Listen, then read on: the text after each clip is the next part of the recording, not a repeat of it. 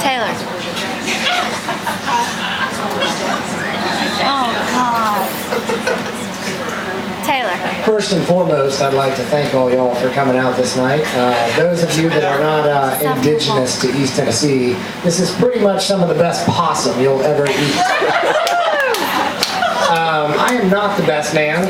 Matt Taylor has that role. That's kind of, such an honor and distinction. It's kind of like having relations with Hillary Rodham Clinton. You like the honor, but who the hell wants to do it?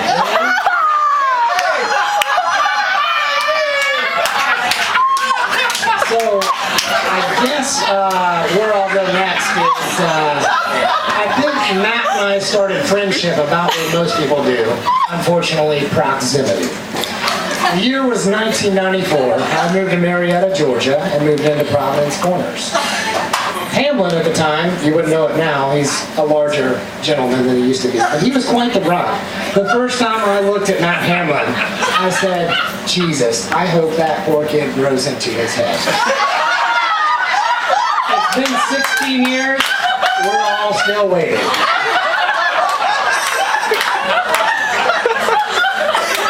And unfortunately, Matt was quite the pretty boy.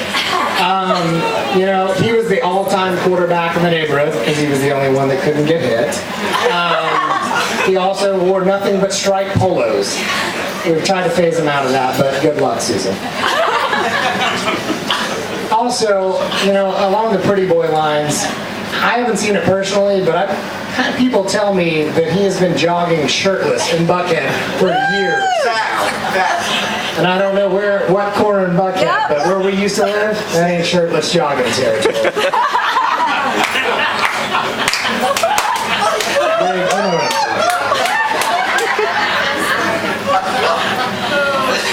So, one fine day, I remember Matt lived after college, moved back to Buckhead, and lived about, 300 yards from Susan?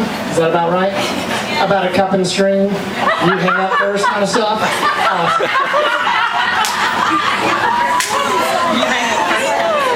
So, I lived in Midtown. Matthew, he lived over in the Buckhead area. And I remember distinctly, I never got to meet Susan. So that was my first indicator that he actually really liked her. My other indicator would be, when he talked about you, it was like he was talking about himself.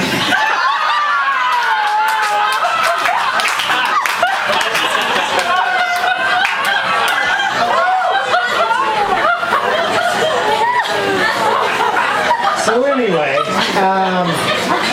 that was my first realization that he actually, this one was almost meant to be. So, and I'm going to tell you the story of how Susan got the nickname Pants. And how I knew it was forever.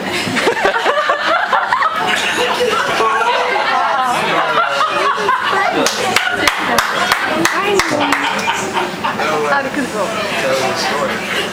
So, I don't know if y'all are aware or not, but Matt's birthday is right before Christmas, okay?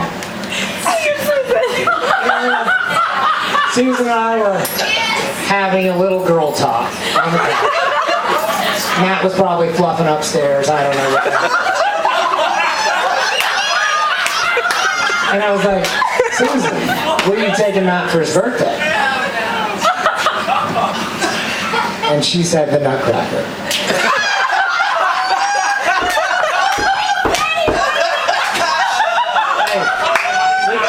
Hey, tomorrow's about you. Right now it's about the story.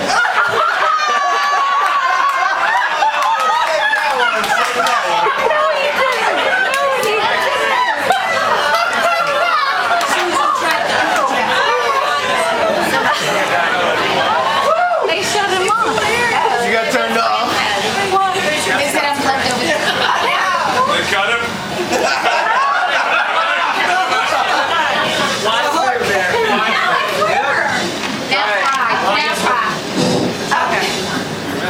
Indeed it did.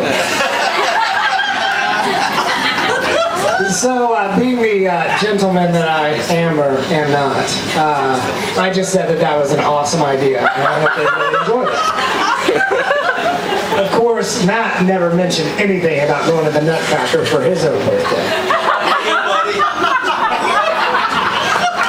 So a couple days later, I asked him about the evening, and he told me how glorious it was, the story, they're on ice, some rat chasing some Nutcracker. Like he loved them.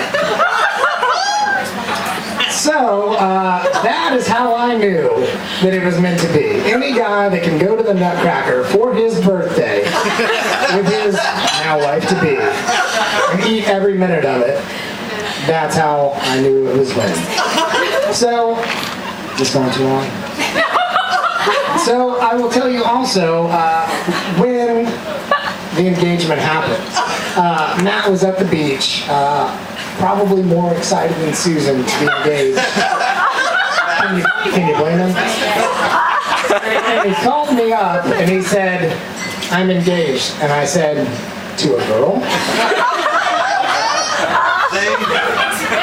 And personally, I was so ecstatic. A, the girl factor. B, the fact that it's pants. And that's what I called her ever since she took Matt to the Nutcracker. So, if you ever hear us call her pants from here on out, that is why. In final closing here, I will say, I couldn't be more happy for you two. You two are the happiest, go-lucky, positive people. It kind of makes me sick. In a good way. What I will say is, I wish you many years of love and happiness. And Susan, my one advice to you would be, sorry, pants, don't try to be a hero. Stick with the C-section.